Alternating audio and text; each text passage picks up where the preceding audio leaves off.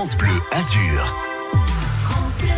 Et il est important sur France Bleu Azur de mettre en avant les Azuréens qui s'engagent pour la biodiversité, le bien-être aussi de notre univers maritime, en l'occurrence la Méditerranée. C'est le cas par exemple d'une association qui s'appelle Nature Dive. On va la présenter justement avec son président, c'est Samuel Géglot. Bonjour Samuel. Bonjour Quentin. Merci d'être avec nous sur France Bleu Azur. Nature Dive, où est-ce qu'elle est basée cette association ? C'est une association qui est basée à Cannes, qui existe depuis 4 ans maintenant, un peu plus de 4 ans. Comment on pourrait la présenter ? Alors, en quelques mots, on va dire que c'est une association qui a pour but de protéger, de préserver la biodiversité marine.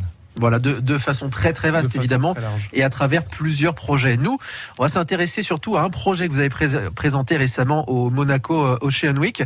C'est un projet en fait de cartographie pour retrouver des filets de pêche perdus. C'est ça ? Alors le projet, il est même un peu plus vaste que ça. Ça va englober donc la partie repérage, cartographie, voir un petit peu l'état des lieux sur certains sites, et puis derrière l'évaluation du filet, s'il a un impact négatif sur le milieu, puis son retrait.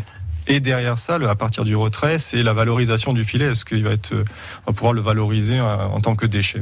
Justement, les filets de pêche perdus, c'est un énorme impact pour la biodiversité ? Oui, l'impact, il est énorme parce que un filet, c'est ce que l'on appelle un filet de pêche qui est perdu, qui reste au fond. On appelle ça un filet fantôme parce qu'il va justement continuer à pêcher pendant des mois.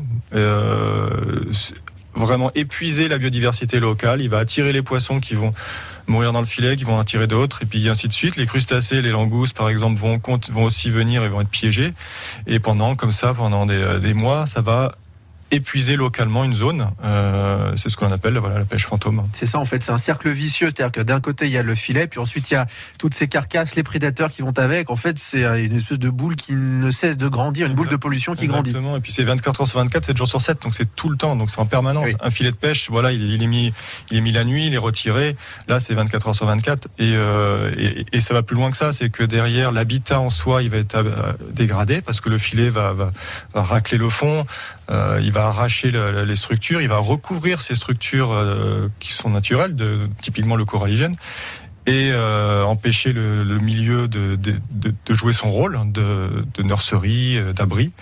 Et puis à long terme, ce filet va se dégrader et va entraîner une pollution chimique puisque c'est du plastique, c'est du nylon. La plupart des filets aujourd'hui sont en nylon. Il paraît que ça représente 10% quand même des débris marins, pratiquement, ces filets fantômes comme vous dites. Voilà, oui, tous les engins de pêche en général, il y a certaines études vont jusqu'à montrer qu'il y a 10% de déchets globalement, mondialement, sachant qu'après, en fonction des endroits dans le monde, ça va pas être tout à fait la même chose. Dans certains endroits plutôt où la pêche industrielle a lieu, où ce sont des filets qui font des fois des centaines de mètres de long, ou qui sont même jetés par-dessus bord. Donc là, oui, c'est vraiment des quantités, un tonnage de plastique qui est énorme. Nous, sur la côte, on est sur des pêches, là je parle de la zone Côte d'Azur, on est sur des pêches locales, artisanales, donc petites pêcheries, beaucoup plus respectueuses et plus durables que toutes les pêches industrielles classiques.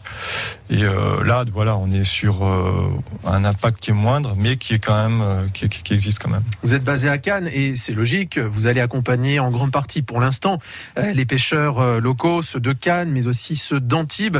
Alors, en quoi consiste ce projet de cartographie maintenant qu'on a posé le problème ? Comment justement vous allez mettre en place la solution ?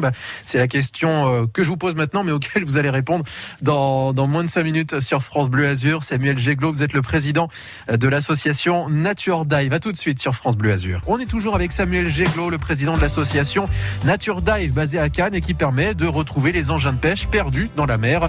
Bref, on s'engage pour la biodiversité et le bien-être de notre univers marin. On voit ça après Julien Clerc tout de suite. On revient sur cette association qui s'appelle Nature Dive, présenté par le président Samuel Géglot qui est avec nous. Samuel, on le disait, vous avez créé, en tout cas vous êtes sur un projet de cartographie qui va permettre de retrouver des filets de pêche, en fait des engins de pêche, puisque ça comprend pas forcément que les filets, je crois. Oui, exactement. C'est engins de pêche plus généralement.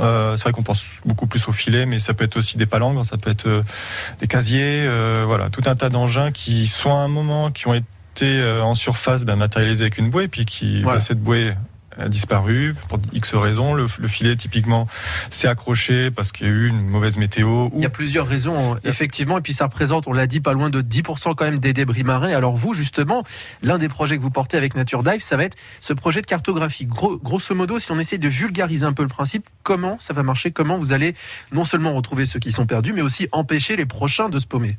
Donc cette partie, voilà, c'est cartographie plus le retrait, c'est-à-dire que déjà en amont, on va déjà utiliser, donc se baser sur un protocole de sciences participatives qui existe, qui s'appelle GOSMED, qui permet à tout usager du milieu marin de déclarer des filets qu'ils ont pu observer. Donc ça, c'est déjà une première base. Usagers du milieu marin, en grande partie les pêcheurs, j'imagine. Hein. Les pêcheurs, les plongeurs. Ouais, les plongeurs. Les plongeurs sont vraiment des observateurs ou tout ce qui est apnéistes, chasseurs sous-marins, qui ont les yeux, enfin sous l'eau, donc qui voient les choses. Et donc déjà cette base qui existe, ça fait déjà plusieurs années qu'elle est en place. Donc ça, c'est déjà une première chose. Donc ça va être la mettre à jour, bien sûr, et puis s'en servir de base. Puis derrière, ça va être travailler avec les pêcheurs, les prud'hommes de pêche, avec eux directement pour justement créer ce lien et faire en sorte que déjà les zones qui sont pour eux connues comme étant des zones où il y a eu des filets il y a longtemps, où ils savent qu'il y a des vieux filets qui traînent et en fait qui aussi les gênent dans leur métier de pêche, puisque un vieux filet va potentiellement s'accrocher à un nouveau, donc ça peut créer un effet boule de neige. Donc ils connaissent ce genre d'endroit, donc c'est déjà aller voir sur ces sites. Bien sûr, y aller, faire de la photo, appliquer un protocole d'évaluation des deux filets, les mesurer, la taille, est-ce qu'il est extrêmement difficile à remonter, est-ce qu'il est encrouté, etc.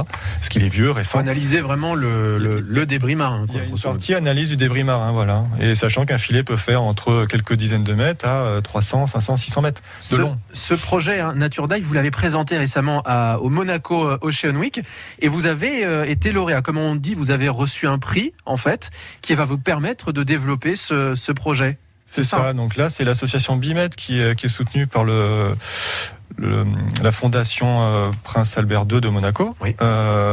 Et pendant l'Ocean Week, effectivement, il y a eu 13 projets tout autour de la Méditerranée sur la thématique des déchets et de la Méditerranée qui ont été sélectionnés, dont on en fait partie. Et on aura, je pense, l'occasion de continuer à suivre, pourquoi pas, l'avancée de ce projet de Nature Dive, donc qui permet de tracer les engins de pêche perdus, et puis en même temps qui empêche les prochains, justement, de se perdre. Le tout aussi et de faire le lien entre les pêcheurs, les plongeurs, les apnéistes, toutes ces professions qui ne sont pas forcément en lien d'habitude, et il y a parfois des rivalités. C'est aussi tout le projet, tout le travail de Nature Dive. Samuel Géglot, président de cette association, merci d'avoir été avec nous sur France Bleu Azur. Merci Quentin. Et bon après-midi. 17h28 sur France Bleu Azur, on revient dans un instant.